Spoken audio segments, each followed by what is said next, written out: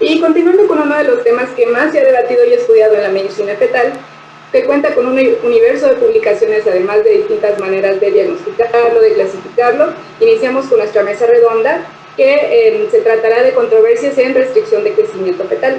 A pesar de que no tendremos un apartado de preguntas y respuestas, nos pueden poner a través del chat el tema que ustedes consideren de controversia o alguna pregunta. En caso de haber tiempo, se abordarán y contestarán estos temas.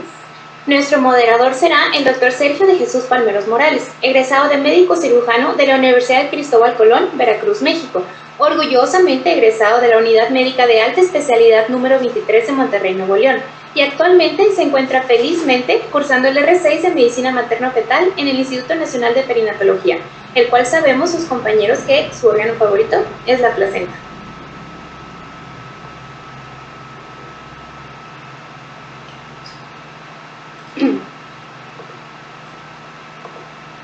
Bueno,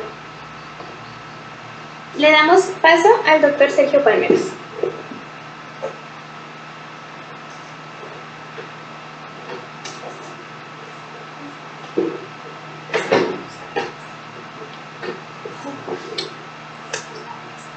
Hola, ¿qué tal? Buenas noches a todos.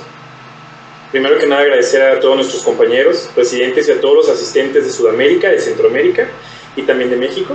El día de hoy tengo el gusto de poder compartir esta mesa de discusión o esta mesa redonda con la doctora Anabela Pereira y la doctora Valeria Correa, ambas de Argentina y Uruguay, con el doctor Vivanco Garín, el cual el día de ayer también ya dio una exposición, que es de este instituto, el Instituto Nacional de Perinatología, con la doctora Diana Yajaira Valdés.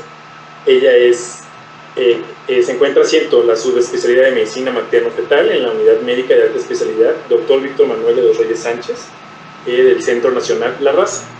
Así como también, y por último, un favor que nos hace el doctor Guillermo Gerardo Abrego Rodríguez, el cual pues se invitó de último momento para unirse a nuestra mesa redonda, debido a que creemos que la unión y el compañerismo mostrado en este encuentro es muy importante y poder compartir conocimiento.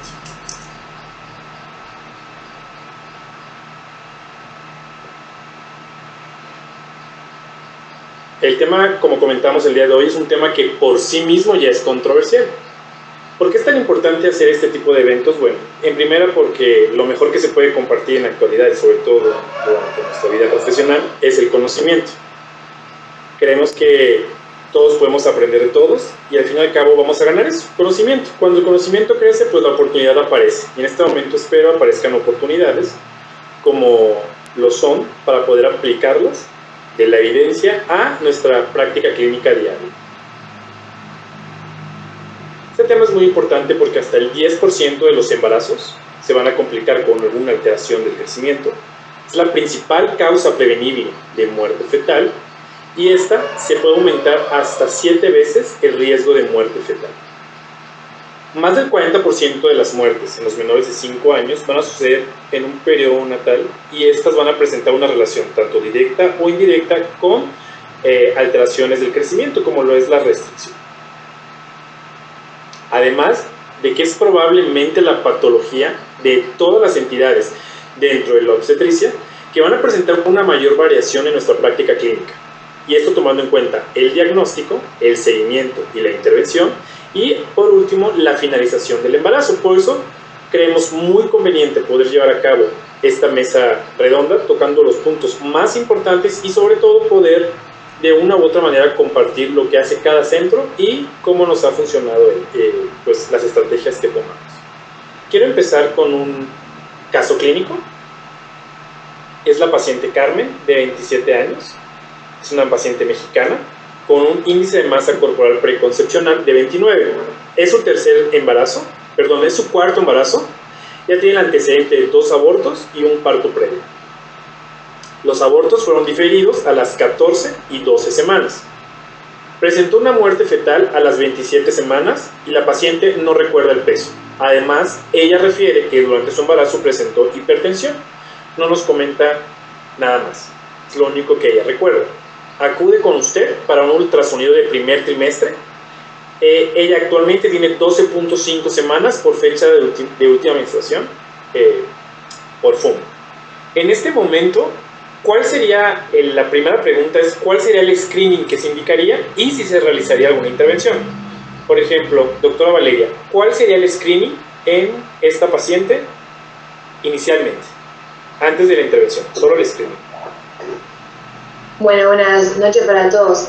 Tú te referís al screening para el tamizaje de alguna alteración. En realidad esta paciente, si nosotros tiene una mala historia obstétrica, tiene 2 abortos y una muerte neonatal precoz de las 27 semanas, probablemente no sabemos muy bien si se trató de una preeclampsia o no, pero pensando en un óbito fetal de 27 semanas en el contexto de una hipertensión, probablemente podemos pensar que esa podría ser la causa. Y en realidad, sobre todo también por los abortos que tuvo, hay que ver bien en qué contexto se dieron, pero podría valorarse de un screening como si fuera un síndrome de anticuerpos antifolipídicos, por ejemplo, porque tiene las tres cosas que nos pueden hacer pensar en eso. Y es el estado hipertensivo precoz, un óbito fetal y 2 abortos tardíos. Esto principalmente lo que más que nada de verificación. Ok, pero hablando sobre algún screening directamente para la restricción de crecimiento fetal, doctora Anabela, ¿qué es lo que se ha reportado y si nos podría compartir un poco sobre lo que se hace en su centro en Argentina?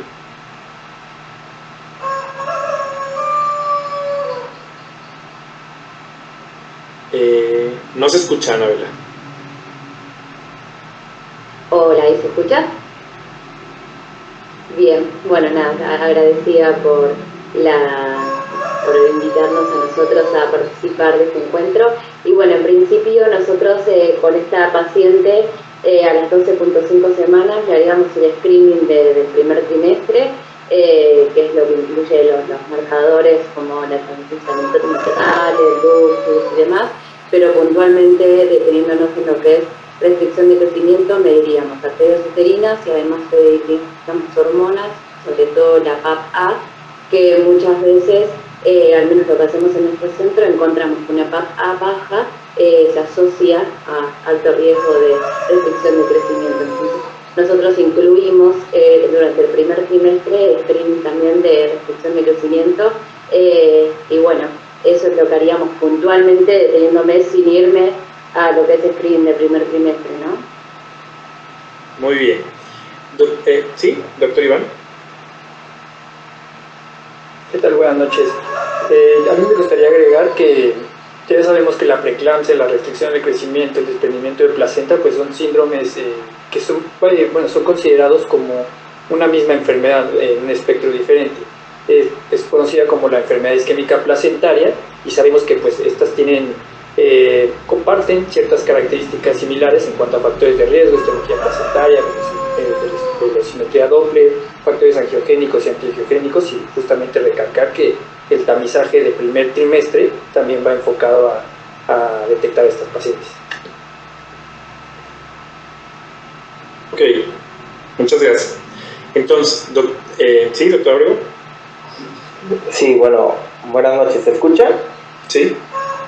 Ok, sí, estoy muy de acuerdo con todo lo que han comentado acá los colegas, pero también me gustaría recalcar que aunado al screening de primer trimestre para esta paciente, que obviamente ya estamos pensando que es alto riesgo, pues ok, hacemos el IP de las arterias uterinas, el tamizaje con la tensión arterial, el sobrepeso, pero también se puede aumentar la sensibilidad con, como dijo el doctor, con los factores angiogénicos, sobre todo el factor de crecimiento endotelial placentario, el PIC. Con este mero hasta podríamos aumentar hasta un 86% para preeclampsia temprana y a una tardía pues un 66% de sensibilidad. Entonces se me haría buena idea también agregar esto al screening. Además, no siempre es posible en el sector público por no contar esto, pero es una muy buena idea. Doctora Diana, hablando un poquito sobre el screening también, independientemente de, ¿cree que esta paciente será candidata a una intervención o nos esperaríamos a realizar algún tipo de screening para valorar el riesgo que tiene nuestro paciente y así ya empezar alguna intervención? Buenas noches a todos. Bueno, primeramente esta paciente indudablemente tiene un alto riesgo de un mal resultado prenatal en este embarazo. Recordemos que como tal, el uso de algún tipo de medicamento que consideremos durante el primer trimestre no va a ser inocuo. Por lo tanto, esta paciente pues indudablemente tiene primero que ser sometida a un screening, está todavía dentro del rango para la evaluación del primer trimestre. Y si bien es cierto que no existe en la actualidad un tamizaje que vaya dirigido totalmente al diagnóstico aislado de una restricción, sino que este más bien es un subconjunto del análisis que realizamos para un tamizaje de preeclampsia, indudablemente si esta paciente resulta con un riesgo alto, ya sea para restricción o para preeclampsia, lo que tendríamos que iniciar de forma inmediata antes de la semana 16.0, pues es el ácido acetil salicílico. Ya se ha demostrado en diferentes ensayos como el ASPRE y el ESPRE que si combinamos tanto el screening de primer trimestre como la intervención temprana con el ácido acetil salicílico, podemos llegar a tener pues una buena tasa de reducción tanto de preeclampsia como de restricción, notándose pues indudablemente la restricción que se tiene, la disminución de la incidencia de restricción temprana, que es la que más nos va a dar problemas en cuanto a resultados perinatales adversos. Muy bien. ¿Alguien que opine algo diferente? O sea, ¿realmente nos esperamos a tener el resultado de un screening o podríamos hacer alguna intervención directamente hacia esta paciente en este momento? Iván. Bueno, pues como ya comentaba, el uso de la aspirina pues es uno de los medicamentos que podemos usar.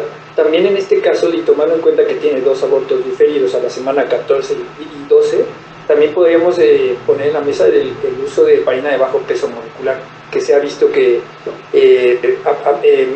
mejora la remodelación de la vellosidad, y eso podría también ser una importante intervención. Muy bien. Entonces vamos seguimos con este caso. Entonces Carmen llega con usted de nuevo y actualmente tiene 21.5 semanas de gestación.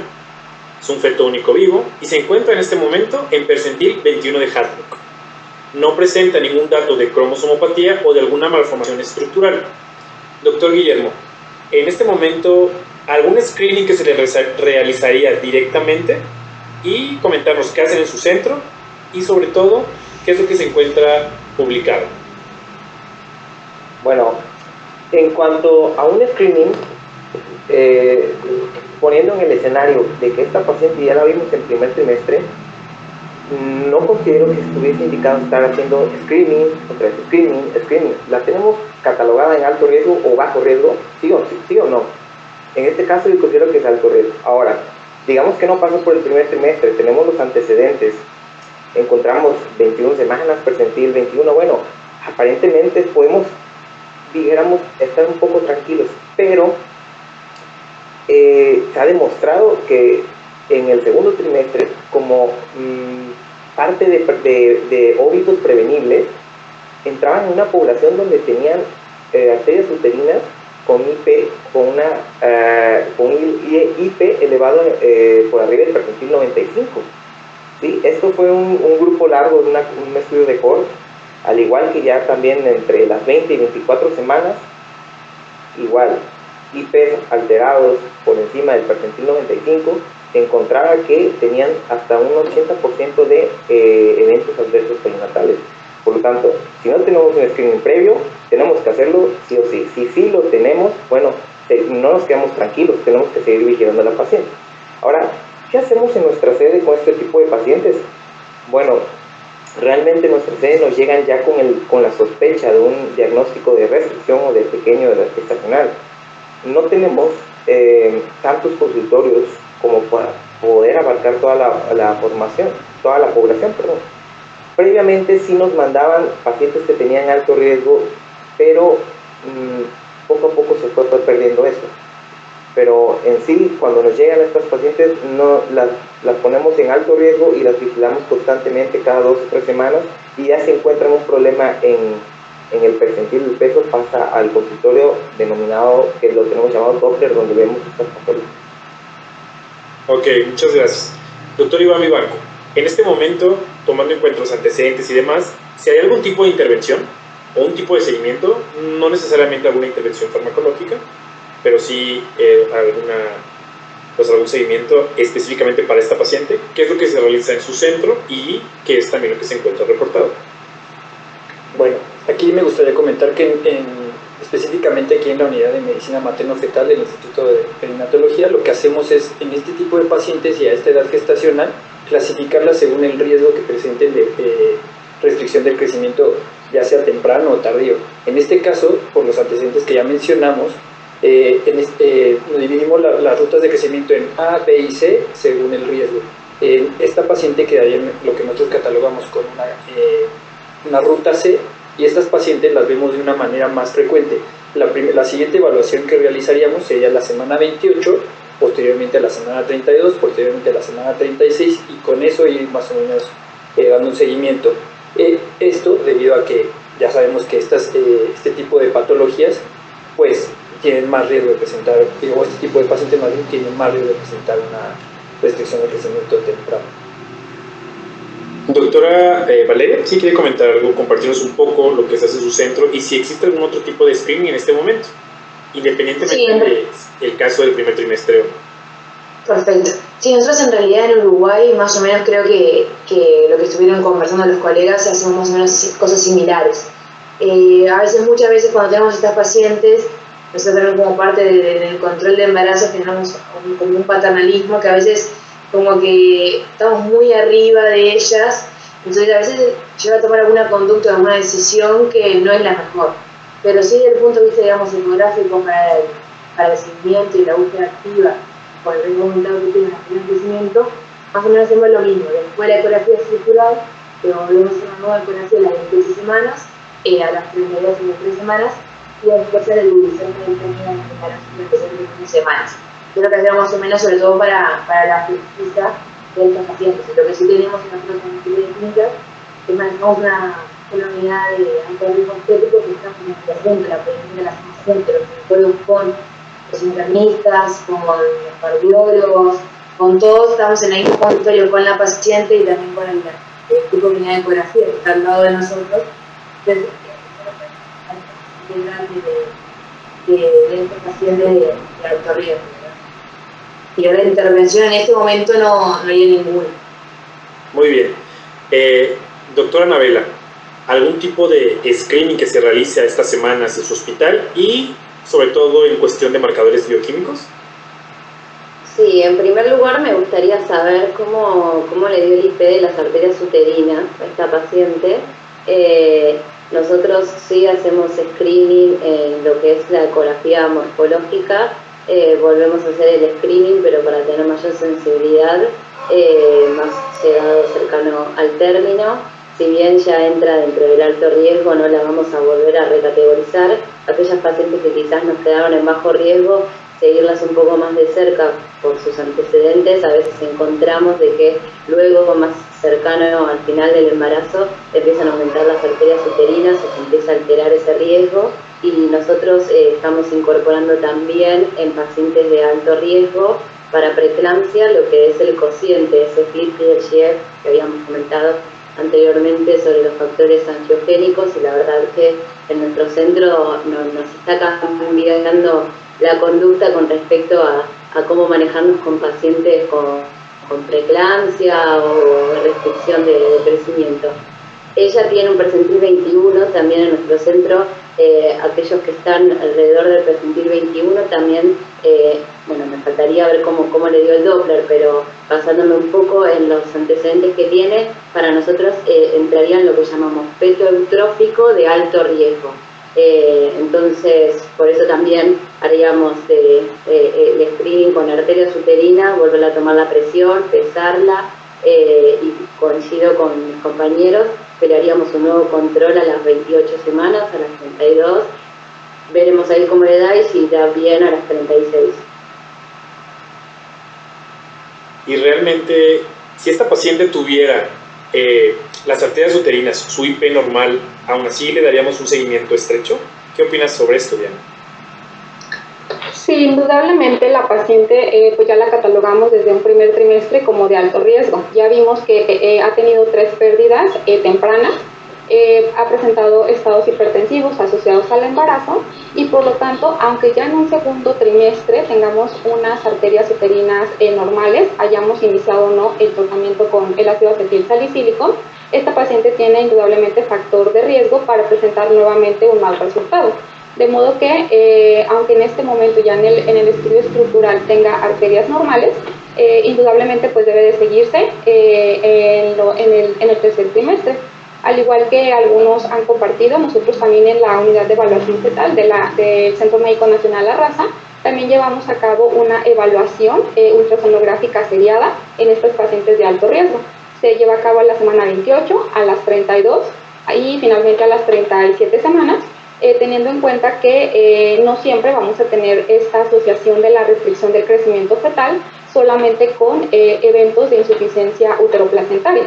Tendríamos algunos otros factores también inflamatorios que en la última etapa de la gestación pues nos pudieran condicionar estos fenómenos también de un crecimiento anómalo. Muy bien, seguimos con el caso.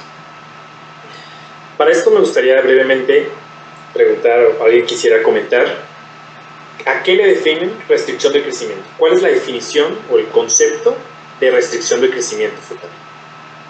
¿Valeria? Sí, en realidad nosotros lo que utilizamos sobre todo es la clasificación de Loiseau y de la Clinique de Barcelona. Nosotros tenemos una unidad de ecografía que hizo una guía y que las definiciones se basan en las definiciones internacionales y la definimos como que el peso fetal estimado menor al percentil 3 sin alteraciones a nivel del Doppler, o aquellos fetos que tienen un peso fetal estimado por debajo del percentil 10 con alguna alteración en el Doppler. También, sobre todo la ISO en el 2016 se hablaba también de la caída de los percentiles, de 2 percentiles en el crecimiento, en el control. Lo que se recomendaba, digamos, desde la unidad, era que para nosotros tomar esos criterios como parte de una definición de una restricción de crecimiento, tenían que ser realizados en el tercer trimestre y por el mismo operador. Entonces, esas son más o menos a líneas generales las definiciones que nosotros manejamos. Y aquello pequeño para la gestacional entre el percentil 10 y el percentil 10. Muy bien. Sí, doctor Abrego, quisiera comentar o agregar algo.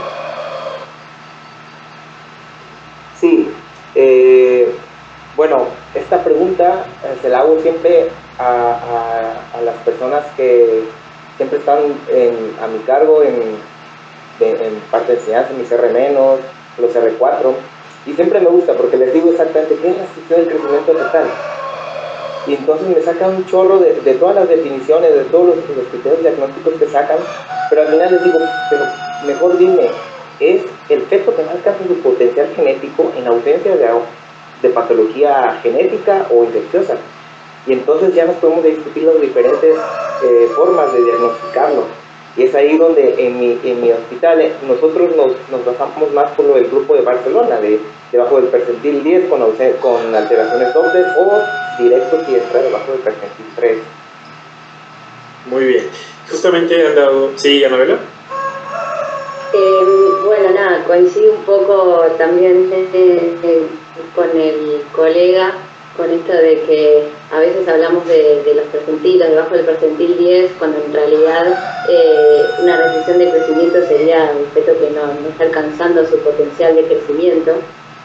Y nosotros puntualmente en nuestro centro también nos basamos mucho en la clasificación de Figueras y hemos hecho una clasificación de Figueras modificado, le decimos. Sabemos que Figueras lo divide en estadio 1, 2, 3, 4 y nosotros al 1 lo desglosamos y tenemos el 1A, que es aquel feto que tiene un percentil entre 10 y 3 con uterinas aumentadas, que ese lo vamos a seguir cada 14 días, y después tenemos el 1B, que es un peso fetal entre percentil 10 y 3, pero con arteria umbilical, con aumento de resistencia o un índice cerebro placentario menor a 5. Esa es como nuestra diferencia. El resto tenemos la misma clasificación, pero quizás somos un poco más puntillosos ahí y los desglosamos lo que es el estadio 1 en 2 ítems según el Doppler, y nos va a cambiar después cómo los vamos a seguir y cómo va a ser la conducta posterior cuando se va a finalizar. Claro, y han dado justamente una parte muy importante de esto, algo que es muy controversial. primero que nada, ¿qué le vamos a llamar normalidad? ¿No? ¿Cuál es el feto que realmente está creciendo bien? ¿Cómo conocer ese potencial de crecimiento que tiene cada feto? Entonces aquí una pregunta. O sea, ¿realmente todos los fetos con insuficiencia placentaria se van a encontrar debajo del percentil 10? Doctora Diana, ¿qué opina? Pues no, realmente esto ya está determinado. No todos los fetos que estén por debajo del percentil 10 van a ser patológicos. Incluso se menciona que hasta el 10% de estos fetos que catalogamos con un percentil debajo del 10 pueden ser totalmente sanos. Y por el contrario, también tenemos un subgrupo de fetos que van a estar por arriba del percentil 10 y que si nos ponemos a analizarlo de forma profunda, pues realmente no está alcanzando su potencial genético de crecimiento. Sin embargo, hasta el momento pues no se ha realizado todavía ningún estudio en el cual podamos determinar de estos fetos que están por arriba del percentil 10 cuáles ameritarían, por ejemplo, un seguimiento con flujometría Doppler y dentro de los cuales pues pudiéramos catalogar de forma más específica a estos fetos. Entonces no nos quedemos con la idea de que todos los fetos con percentil por debajo del 10 van a ser patológicos, ni todos los que estén por arriba pues van a ser sanos. Ahí lo importante también es el seguimiento y la conducta clínica que nos determinará cuando este feto pues no tenga, o nosotros veamos que durante los seguimientos obstétricos pues no esté dentro de lo esperado. Claro, eso es muy importante. Sin embargo, entonces aquí empieza la discusión. ¿Cómo valorar este crecimiento? ¿Cómo saber cuál sí y cuál no? Primero, me parece que lo que todos usamos son las tablas, ¿no? Porque, pues, desafortunadamente no existe un gold estándar para decir cuál es este feto que no está creciendo lo que debería crecer. Sabemos que las principales son las tablas de población las poblacionales de referencia, las customizadas o aquellas poblacionales estandarizadas. Por ejemplo, ya me comentaron 3 compañeros que las que usan son las de Clinique o la doctora Anabela, que hacen una pequeña modificación. Por ejemplo, doctora Diana, ¿cuál usa usted? Porque aquí es donde nos ponemos a pensar cuál usamos. O sea, cuál es la que... Pues primero saber cuál es la que usa cada centro. Por ejemplo, ¿usted cuál usa? ¿O ustedes cuáles usan en la raza? Bueno, nosotros en primer lugar tomamos en cuenta y creemos que la mejor tabla no es la ideal, pero para nosotros en nuestro tipo de población nos ha resultado mucho más útil tomar en cuenta las tablas de crecimiento que sean de referencia.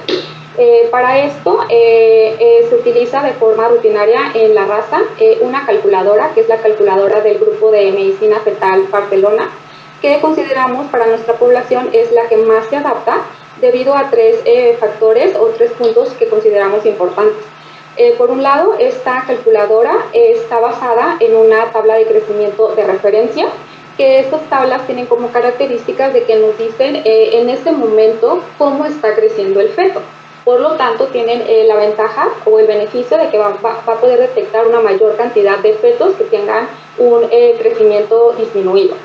Por otra parte, estas tablas de referencia de la calculadora de Barcelona están basadas en una población mediterránea que no es exactamente igual a nuestra población mexicana, evidentemente, pero que sí se asemejan en muchos aspectos demográficos.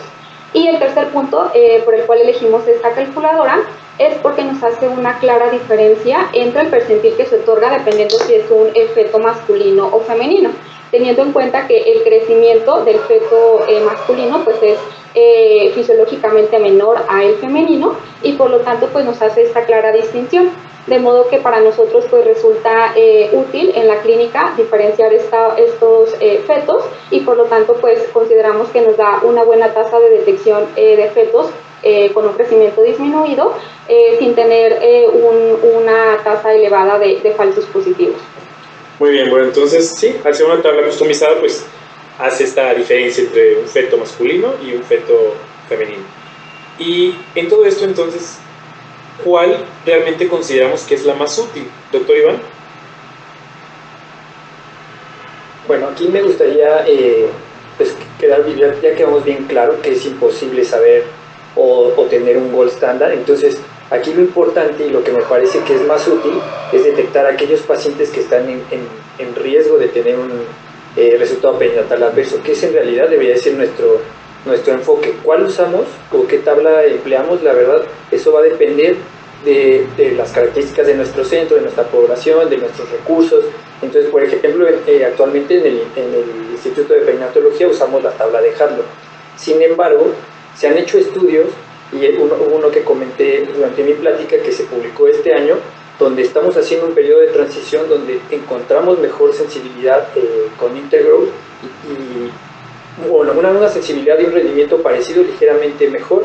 Sin embargo, nos dimos cuenta que tiene dos beneficios a los respuestas. Número uno, sabemos que tiene una mejor construcción metodológica estas tablas, y número dos, es una tabla que también emplean nuestros neonatólogos aquí en el instituto. Entonces esto nos permite tener un seguimiento más uniforme, incluso hasta los 2 años de edad. Muy bien, eso que comentó Iván es sumamente importante, ya que debemos de tomar eso. Primero que nada, la metodología en la que se hicieron las tablas, y algo que sí me gustaría comentar, y porque han hecho preguntas durante el público, ayer y hoy, y es responder que una cosa son las fórmulas y otra cosa son las tablas. Eso creo que es algo que pues debe quedar muy claro. Y sobre todo es eso, ¿no? O sea, si en una tabla puede estar en 17, en otro puede estar en 9, y realmente ¿qué es lo que nos va a decir a nosotros si sí hay un potencial reducido o no de crecimiento? Creo que es muy importante tomar en cuenta esto que acaba de mencionar el doctor Vivanco, que es los resultados perinatales, que al fin y al cabo lo que vamos a buscar es lo que nosotros queremos tanto poder predecir para poder intervenir. Entonces, pasamos a la siguiente pregunta. ¿Con qué métodos evaluamos estas alteraciones de crecimiento? Sabemos que por mucho tiempo, y la que más se utiliza, tal vez es por su facilidad, es el peso fetal, pero ¿realmente es la única el peso fetal? Por ejemplo, doctora Valeria, ¿qué opina de la circunferencia abdominal como método único, o si nos puede ayudar a discernir entre estos fetos pequeños que realmente no presentan una alteración y aquellos que sí están con una restricción de crecimiento? Sí, en realidad la circunferencia del perímetro abdominal es el mejor marcador para valorar los trastornos del crecimiento.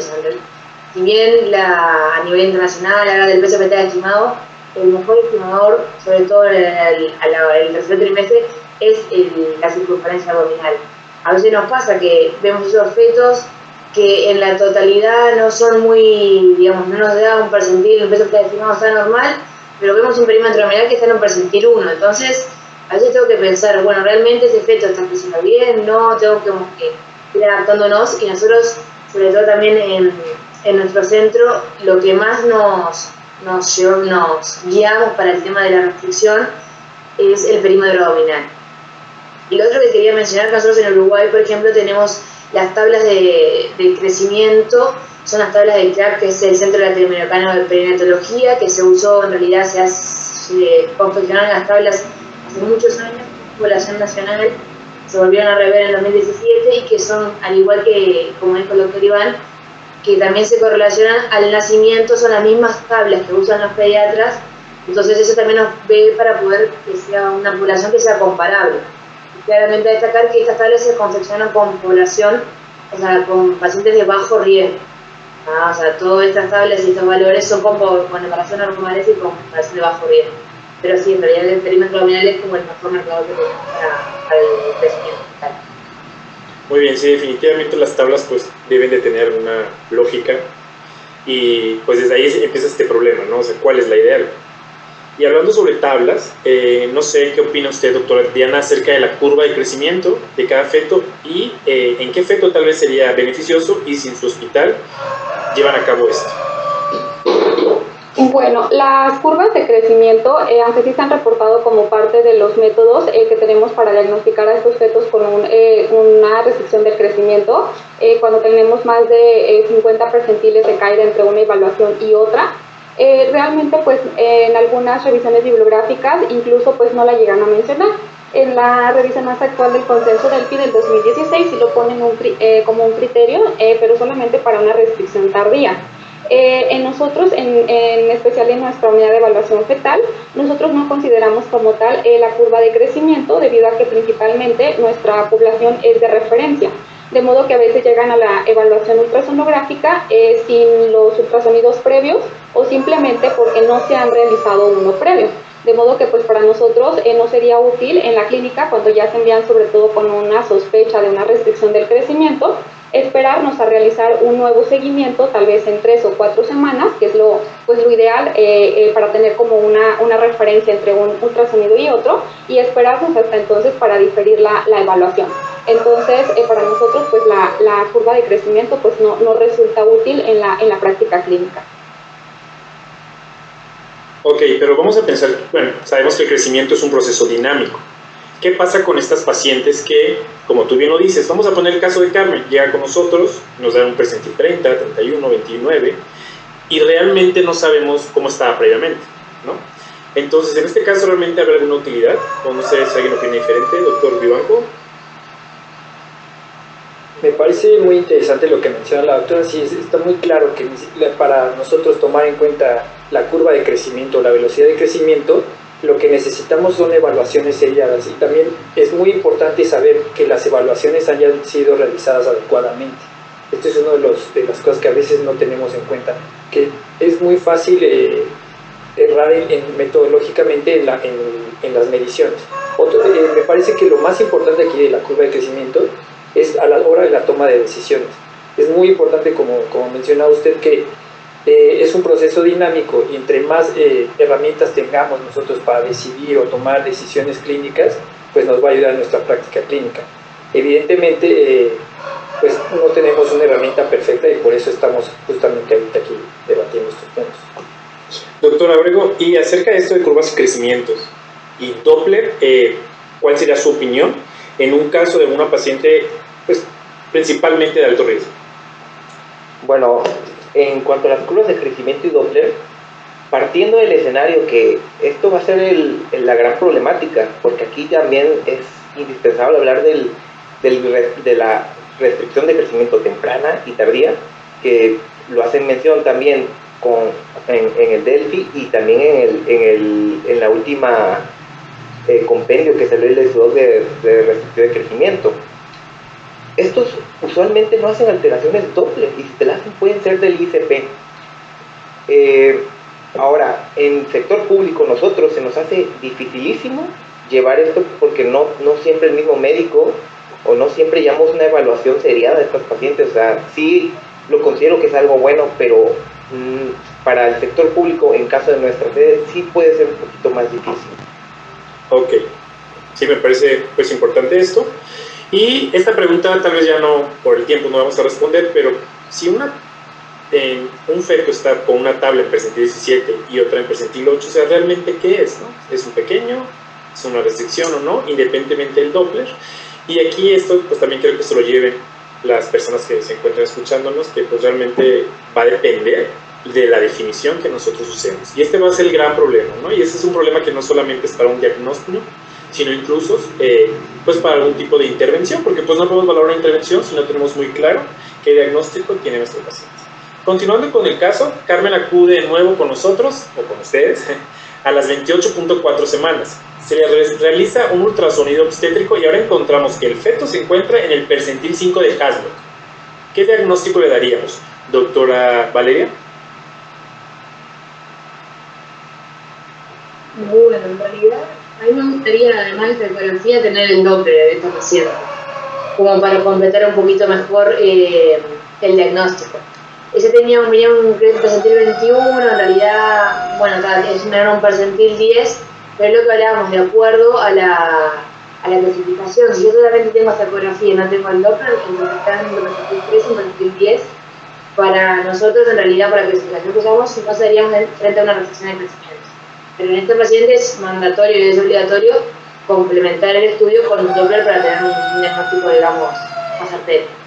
¿Alguien que opine diferente acerca de la pregunta de que existiría o le podríamos dar otro diagnóstico a esta paciente sin necesitar el Doppler? ¿Alguno lo consideraría como una restricción, doctor Abrego? Técnicamente no podríamos decirle, sí, esta paciente ya está con restricción, pero ya sabemos los antecedentes, ya sabemos el percentil que estaba, nos ha cruzado.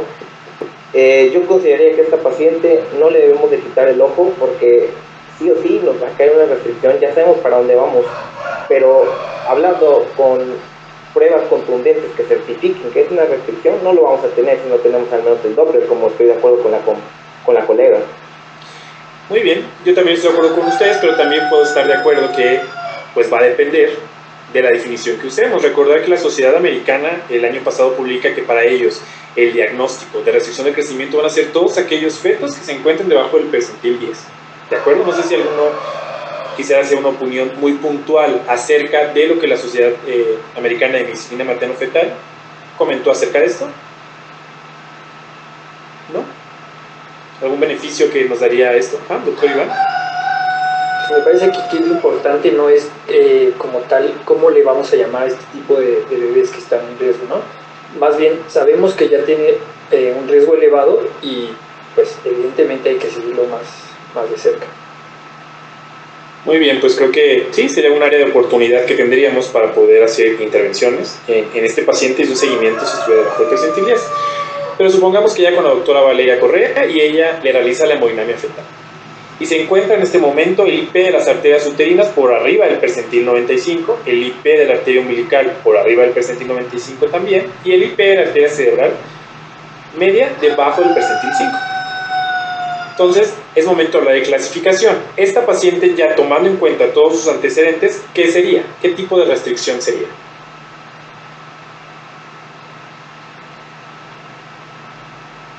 Doctora Diana.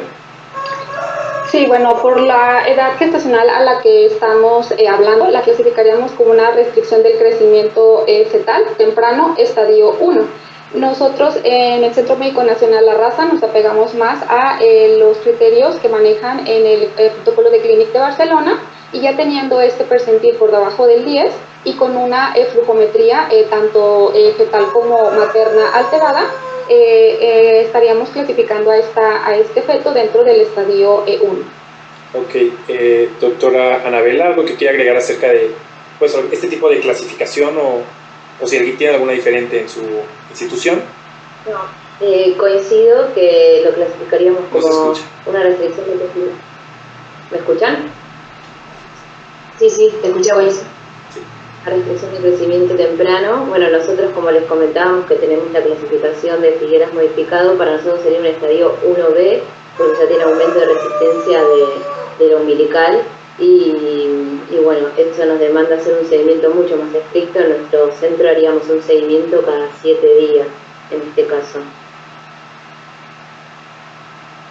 Muy bien, y por ejemplo, tomando en cuenta igual esta paciente, vamos a suponer que ella llega con nosotros en el segundo trimestre y está en percentil 73, pero por todos los antecedentes la vemos y ahora está en percentil 24, y la vemos a las 30 semanas y ya está en percentil 17. ¿Existe algún estudio, alguna intervención en este momento que realizaríamos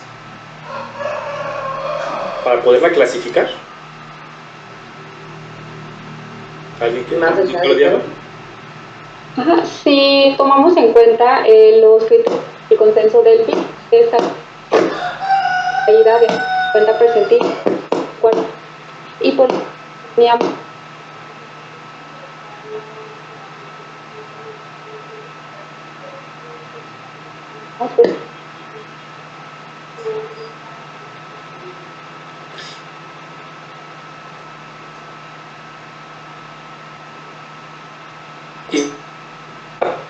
y si no cayera 50 percentiles, que cayera 33 y que vemos que está progresando así, ¿usaríamos algún método especial? No sé qué opina usted, doctor Iván. Pues claro, hay que tener en cuenta que, como bien lo mencionábamos desde antes, no podemos ser tan tajantes. Este tipo de pacientes tenemos que tenerlas alto riesgo. O sea, no podemos, solo porque no cae con la clasificación exacta, creer que no cumple los criterios de alto riesgo. Sí, doctor Abreu. Bueno, con estos pacientes estoy de acuerdo. Obviamente no la vamos a desclasificar de alto riesgo, pero aquí quisiera comentarles un protocolo de investigación de un compañero el año pasado que usó el perfil angiogénico y sí, tomando en cuenta el factor de crecimiento placentario y el tirosinquinasa-like, disculpen si no lo digo bien, que sí se dio cuenta que un rango por arriba, de un punto de corte del cociente por arriba de 85, me parece, sí tenía un buen predictor y nos apoyaba a decir, híjole, estamos casi tenemos pruebas de decir que sí, esta restricción nos huele, nos parece, pero con esto podemos decir que es una restricción sí o sí.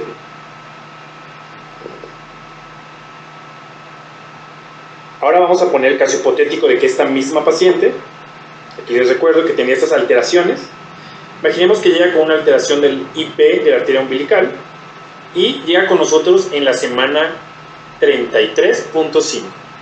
¿Cómo se clasificaría esta paciente? Doctora Anabela. Es el mismo caso, pero estamos en vez de 28 a 33.5. Seguimos con lo mismo de que si es más de 32 sería un tardío. Lo que sí me llama la atención es que en el caso de que sea un tardío que ya tenga alteración del umbilical, que por lo general sabemos que el tardío no lo presenta. Ok. Doctora Diana. Sí, coincido igual, sería una restricción del crecimiento fetal tardío. En este caso, nosotros hacemos una clara diferenciación en nuestras pacientes, basándonos en si tiene o no una flujometría cerebral alterada. En este caso, nosotros la dejaríamos como una restricción del crecimiento tardía sin vasodilatación cerebral. Y no nos quedemos con la idea de que estos fetos, solamente por ser tardíos, no puedan presentar una alteración de la arteria umbilical. Estos fetos en restricción tardía sí pueden tener, aunque es el mínimo porcentaje, la mayoría va a estar dentro de lo normal, pero si ya estamos con una arteria umbilical patológica en una restricción tardía, pensemos que tal vez este feto probablemente a lo mejor no se diagnosticó en estas semanas estrictamente por debajo de las 32, o bien que su insuficiencia uteroplacentaria sí se encuentra ahí presente, pero pues no fue lo evidentemente tan grave como para haberla detectado desde mucho antes. Entonces sí pueden tener la arteria umbilical patológica y clasificar como una restricción tardía. Doctor Iván.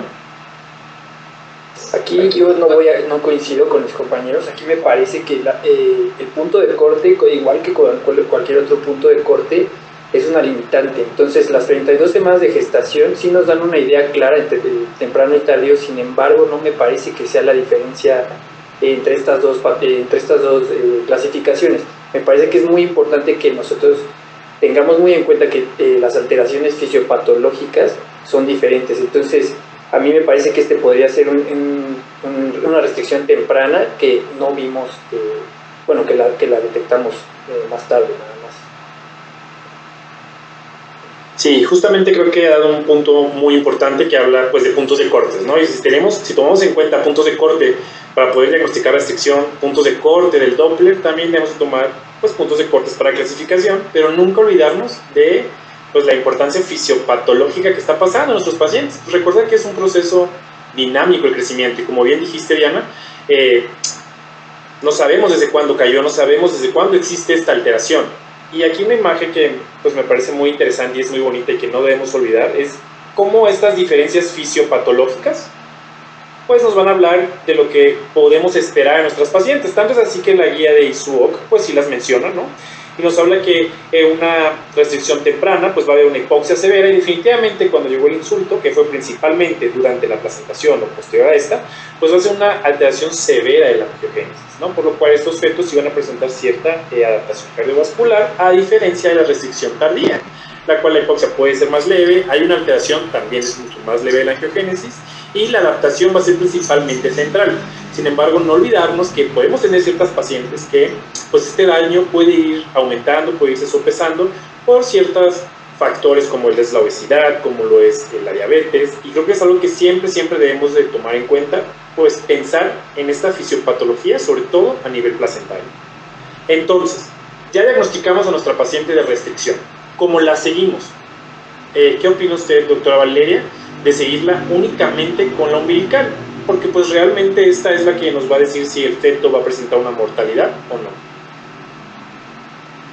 Bueno, en realidad ahí no sé si estoy tan de acuerdo en hacer solamente la arteria umbilical, porque más allá de que pueda estar afectado la umbilical, en el caso que tenga algún otro compromiso como el ducto venoso, eso nos cambiaría a nosotros también lo que vendría a ser el estadio de la paciente. Capaz que en la restricción de crecimiento que se diagnostica más tardíamente, uno espera que que las alteraciones no sean tan como agudas y tan grandes, pero en aquellas restricciones de crecimiento precoces, que si bien toleran estos pacientes que tienen la sentencia placentaria secundaria de hipoxia crónica, o al revés, quiere decir, y que toleran capaz que un poco mejor la hipoxia aguda, los que son más precoces, de todas maneras, una alteración a nosotros, en todos los parámetros que toman en cuenta el Doppler, a nosotros nos va a modificar muchas cosas, tanto el crecimiento como también la conducta y la intervención que hacer. Me parece que no solamente la valoración de la umbilical de la Muy bien. Por cuestión de tiempo les pido que tal vez ser un poquito más, responder tal vez más precisos con las preguntas, porque pues aunque es un tema pues, definitivamente muy padre que a todos nos puede servir mucho, pues tenemos el tiempo un poquito encima. Entonces, ¿alguien que opine diferente? O sea, alguien que opine si se puede seguir solo la umbilical, porque realmente va a ser muy raro que una umbilical que no esté alterada nos vaya a dar un ductus alterado. ¿Sí, doctora Anabela? No, yo no opino diferente, pero también quería agregar que si seguimos solo con la umbilical nos estamos quedando cortos. Sabemos que el índice cerebroplacentario es el primer signo a nivel del Doppler, que hay algo que está mal, que nos habla de una redistribución de flujos. Entonces, si medimos solo la umbilical, nos estamos perdiendo también de hacer este índice que quizás también nos presenta las primeras alteraciones antes de llegar a tener un ductus alterado, que quizás es uno de los últimos cambios que vemos. Entonces, ¿todos concuerdan que el resto de la hemodinamia va a ser necesaria en todos nuestros pacientes? Independientemente que sea diagnosticada una restricción temprana. O sea, en esta paciente que ya sabemos que es una restricción temprana, ¿es conveniente continuar con el resto de la hemodinamia? Muy bien. Sí. ¿Y algún otro método que usarían en ella?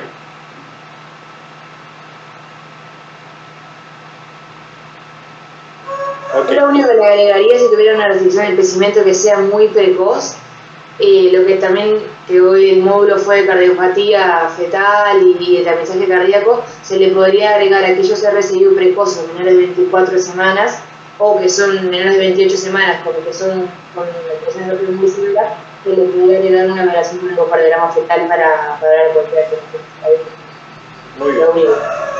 Seguimos con el caso y a las 29 semanas se encuentra internada Carmen. Y el motivo de que ella acudió a su hospital es porque ella refería actividad uterina, la cual se descartó.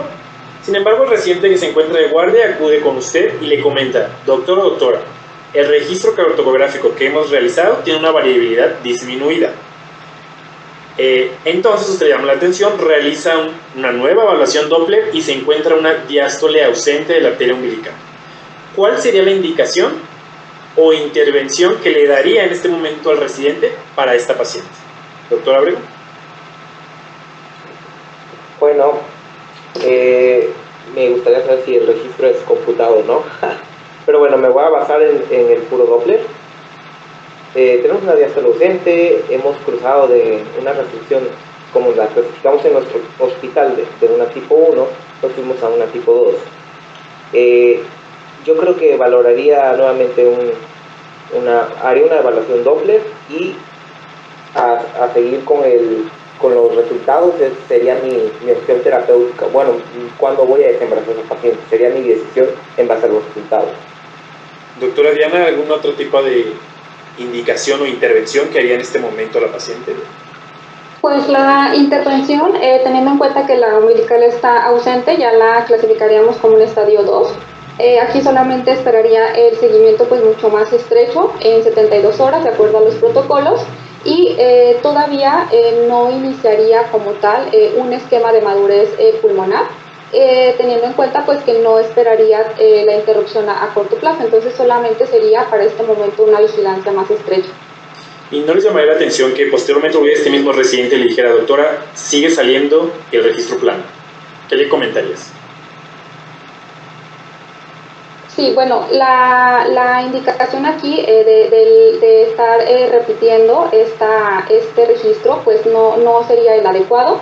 Realmente la edad gestacional en la cual presenta el feto nos puede confundir un poco porque los fetos prematuros pueden tener de forma fisiológica una variabilidad disminuida. Entonces, hasta no tener datos ominosos como tal, como desaceleraciones repetidas, que sean espontáneas o una franca bradicardia, pues no tendría una indicación para interrumpirse en este momento. Sí, estoy de acuerdo. Creo que también es importante agregar que... ¿Sí, Anabela? No, iba a decir exactamente lo mismo, que estoy de acuerdo con Diana en todo lo que dice. También en nuestro centro haríamos un control cada 72 horas, además agregaríamos en este caso también un ductus, y son 29 semanas, todavía esperaríamos, pero quizás si sigue persistiendo estos valores, haríamos la finalización a las 32 semanas previa maduración de pulmón. Muy bien, yo solo agregar que sí es cierto, a partir de las 28 semanas, incluso ya pues se puede valorar de una u otra manera el sistema nervioso central del feto, y que además de que podría ser fisiológico, creo que sería lo esperado. Recordar que esta paciente ya en este momento tiene una diástole ausente, por lo cual tiene una acidosis leve, ¿no? Y que en este caso pues va a ser bastante esperado que este feto vaya a presentar un registro carotocográfico con una variabilidad pues disminuida cuando se trata de un registro carotocográfico no computarizado. Eso es muy importante también, que los asistentes se lleven a casa o que entiendan de que no vamos a tomar una medida precipitada en este caso, ¿de acuerdo? Ahora, hablar de la viabilidad fetal, porque es muy importante, ¿no? Poder tomar o sopesar los riesgos entre la viabilidad fetal, la prematurez y la muerte fetal. Y como comentaron, los datos ominosos que nos han mostrado ciertos estudios, pues la variabilidad es la variabilidad cuando se encuentra disminuida con un registro computarizado y que es a corto plazo, así como las desaceleraciones, y el ductus venoso reverso. Sin embargo, hay algo muy importante que todos debemos de tomar en cuenta, y es la viabilidad fetal que se presenta en cada uno de nuestros centros. Por lo cual, en sus centros, no sé, me gustaría saber cuál es la viabilidad, por ejemplo, Anabela en Argentina, que ustedes tienen para que toman este punto de corte en los fetos independientemente de que tenga 29 semanas, o sea, más atrás. Bien, bueno, en Argentina varía según en qué centro te encuentres, depende de la complejidad de la neonatología también. Actualmente, bueno, en nuestro centro en el Austral, a partir de las 28 semanas, la verdad que han salido buenos resultados. Pero bueno, eso todo depende. Hay centros que no aceptan menos de 32, hay otros que directamente no tienen una neo de complejidad para poder recibir fetos tan prematuros, pero bueno, 28 semanas. Ok, y aquí, bueno, los asistentes han hecho varias preguntas, y una de ellas me parece muy interesante, y seguimos con la curva de crecimiento, ¿no? Y me llama la atención que tal vez ninguno de ustedes comentó un método que nos pueda ayudar a valorar a estas pacientes que su curva, aunque no ha caído 50, está cayendo. ¿Ustedes no le harían algún tipo de Doppler entonces, tomando en cuenta toda esta fisiopatología? Está en percentil 30, luego está en percentil 27, ahora está en 14. ¿No creen que algún tipo de Doppler sería necesario para poder discriminar estos focos? Sí, sin duda. Claro. Doppler, sí. ¿Cuál crees que te ayudaría? Porque creo que es mucho más factible realizar un Doppler que marcadores angiogénicos. Y recordar que tal vez una restricción tardía, porque esto nos puede llegar a las 34 semanas, ¿no? Entonces, en esta restricción tardía, pues, los marcadores angiogénicos, pues sí pueden funcionar, pero realmente no están al alcance y tampoco presenta un rendimiento muy alto. Entonces, ¿cuál Doppler nos llamaría la atención? ¿Cuál harían? O sea, ¿con cuál irían directamente a valorar?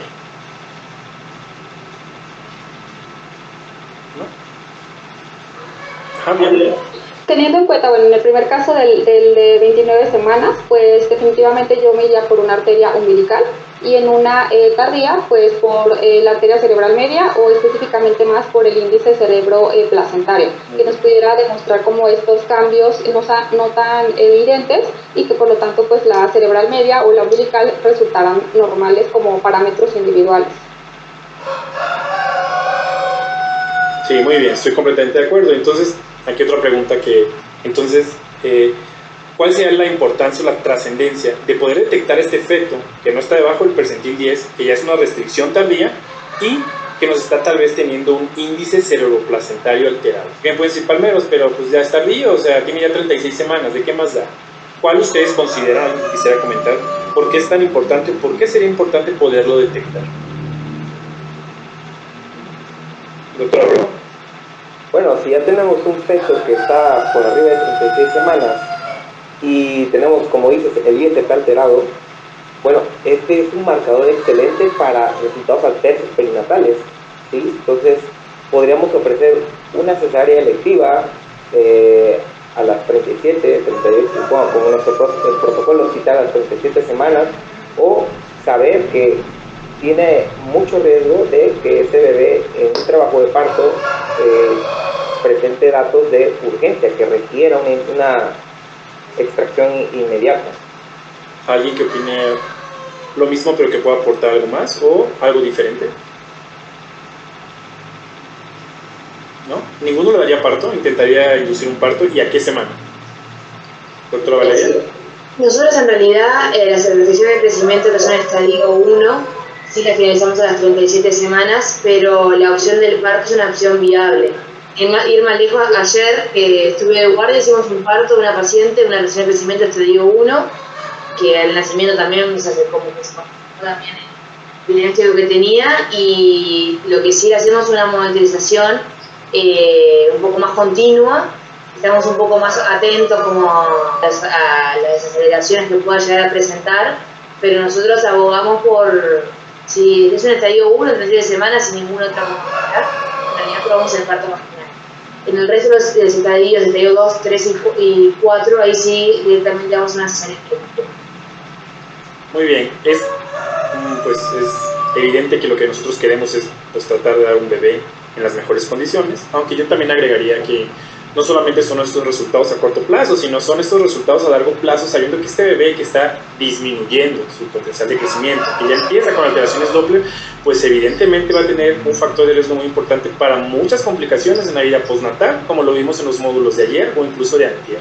Entonces creo que eso es la importancia de poder detectar a estos pacientes y poder entender pues todo este mecanismo fisiopatológico y cómo la placenta pues no solamente va a ser para resultados a corto plazo, ¿no? Si tiene que ver durante la vida futura de este bebé e incluso en generaciones. Y ya por último, la última pregunta es, ¿qué opinan acerca del uso de esteroides en fetos prematuros? Vamos a poner el caso de Carmen, 29 semanas, 30 semanas, y es momento, ya está con un ductus venoso reverso. El uso de esteroides, ¿sí, no y por qué? Doctora Novela. En el caso de Carmen, que ya tiene un ductus venoso reverso, eso me está indicando la finalización, por lo menos dentro de las 48 horas, así que en este caso sí estoy de acuerdo del uso de corticoides. Ok. ¿Alguien que opine algo diferente? Porque evidentemente sabemos que los pacientes con una alteración del crecimiento pues van a tener un mayor riesgo de comorbilidades, incluso de mortalidad. Y las morbilidades pueden ser a corto plazo. Doctora Diana.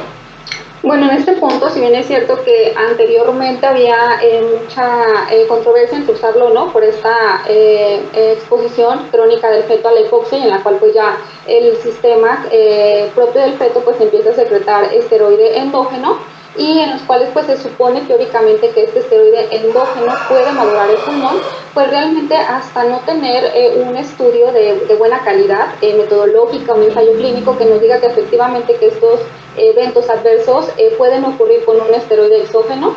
En nuestro caso pues sí damos el beneficio de este tema de madurez pulmonar en todos los fetos, en los cuales pues planeamos la interrupción a corto plazo, e incluso tomando las recomendaciones de la ACOG y de la Sociedad de Medicina Materno-Fetal, lo hacemos también en las restricciones tardías hasta las 36.6 semanas, siempre y cuando pues no haya una indicación absoluta, por ejemplo una preeclampsia con datos de seguridad, que no nos permita continuar o completar este esquema, o bien que pues el feto ya esté con datos ominosos.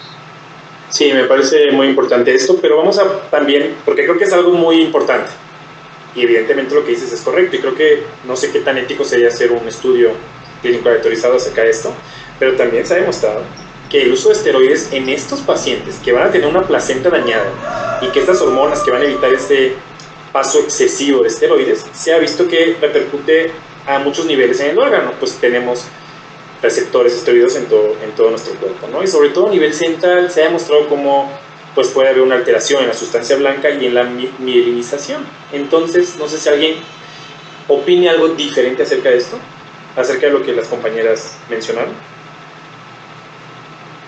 Doctor Iván. Tal vez en este caso, o sea, es muy complicada, ¿no? La toma de decisiones aquí es muy complicada. Sin embargo, o sea, está claro que los vamos a poner los esteroides porque el nacimiento va a ser inminente, pero hay que tener en cuenta que también no actúan únicamente a nivel pulmonar. Entonces, tener en cuenta todas las repercusiones que se van a tener, y no se trata tampoco nada más de indicar esteroides y que nazca el bebé y olvidarnos. Es muy importante que le demos un seguimiento a estos pacientes, incluso que se canalicen hacia el área de neurodesarrollo, porque sabemos que si les vamos a poner los inductores va a tener repercusiones a nivel del sistema nervioso central. Entonces, independientemente de si lo ponemos o no por la toma de decisiones, aquí evidente 29 semanas, sabemos que es un bebé muy prematuro, que las complicaciones pulmonares pueden ser muy severas. Obviamente tenemos que tomar en cuenta el límite de viabilidad de nuestro centro, todo esto también para ayudar a que tenga mejores resultados, pero también me parece que posterior al nacimiento nosotros sabemos las consecuencias que estos bebés pueden llegar a tener, entonces es importante también darles un seguimiento y canalizarlas al área de neurodesarrollo.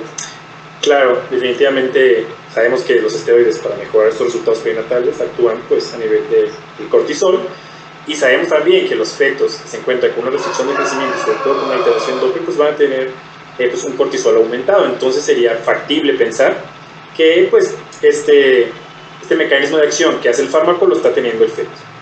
Definitivamente creo que es un tema muy importante, y pues aún no tenemos tal vez el tiempo ha transcurrido para poder conocer en los fetos que se ha aplicado de manera prematura y con restricción el uso de dexametasona o betametasona. Necesitamos más tiempo para conocer la realidad, pero me parece muy importante pues tomar en cuenta esto que todos ustedes han comentado, que es la viabilidad en cada centro, es el tipo de paciente, y también pues mencionó algo muy importante el doctor Iván, pues tomar en cuenta los factores de riesgo que va a producir o va a llevar el haber nacido con una restricción del crecimiento.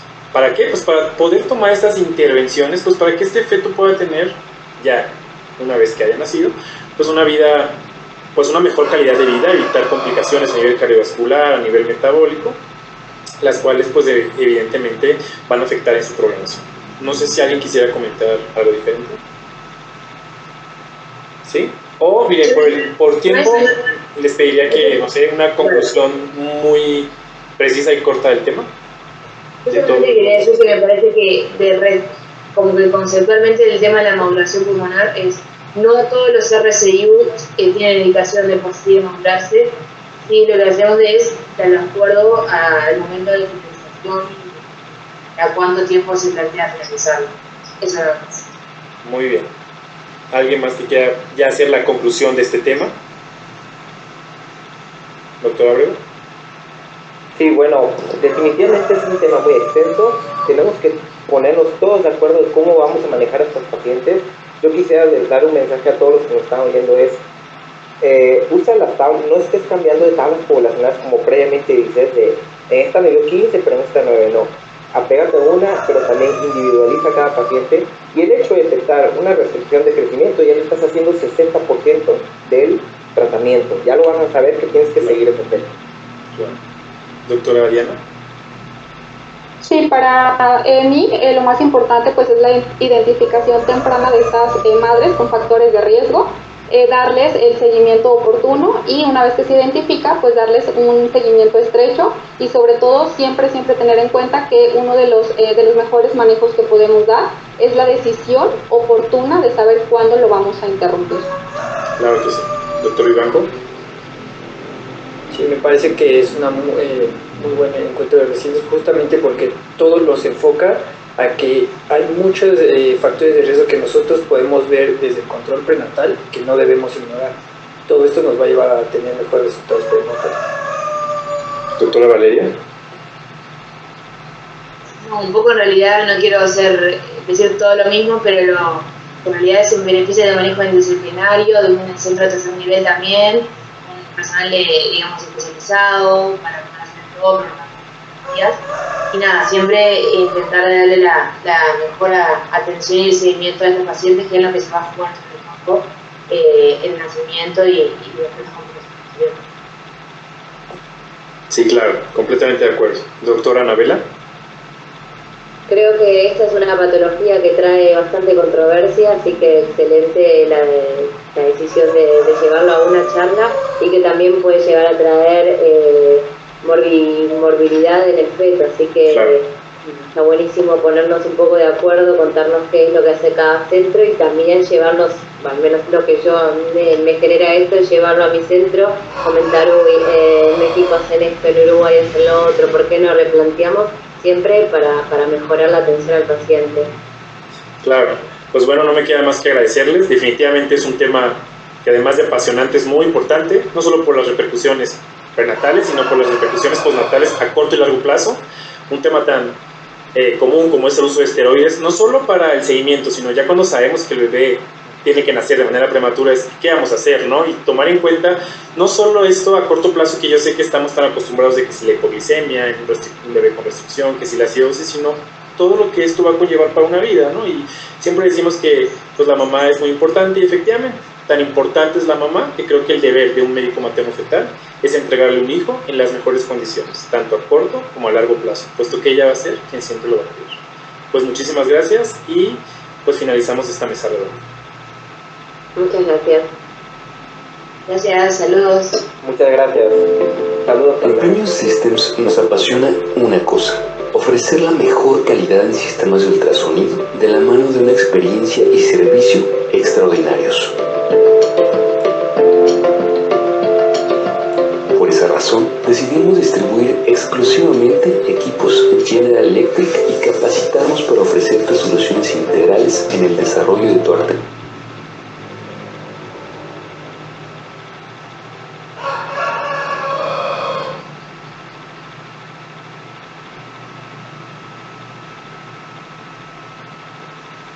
Bueno, como vimos, un tema de muchas controversias, pero para eso es este encuentro, para debatir temas fundamentales en la medicina materno-fetal. Muchas gracias a los participantes de esta mesa redonda, sin duda ejemplos a seguir en sus respectivos países. Un aplauso. El día de mañana continuaremos con los módulos 7 y 8, patología fetal y embarazo gemelar. Los esperamos en punto de las 6 de la tarde. Con esto damos concluido a un excelente tercer día de encuentro, donde se aseveró la importancia de la actualización continua. Muchas gracias a todos los asistentes y felicidades a todos nuestros ponentes. Buenas noches. Les recordamos la encuesta para que por favor la realicen. El link se pondrá en los comentarios. Buenas noches. Buenas noches.